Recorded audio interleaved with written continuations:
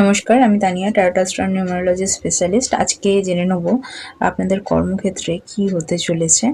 তো রিডিংটাকে ক্লেম করার জন্য অবশ্যই লাইক, শেয়ার, সাবস্ক্রাইব করতে ভুলবেন না। তো চলুন জেনে নিই আপনার রিডিংটা কি। আপনার কিন্তু এই কার্ডটা বেরিয়েছে কর্মক্ষেত্রে। তো চলুন, রিডিংটা হচ্ছে আচ্ছা, 2 অফ পেন্টাকলস দেখতে পাচ্ছি।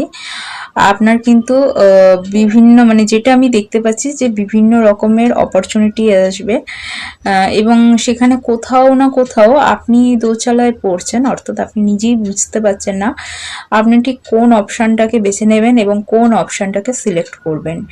ঠিক আছে, তো সেক্ষেত্রে আমি এটাই বলবো, আপনাকে টাইম ম্যানেজমেন্টের দিকে খেয়াল করতে হবে। শুধু তাই না, আপনাকে কিন্তু যে আপনার যে টাইম ম্যানেজমেন্টের সাথে যে আপনার মনোযোগ আছে, আপনার যে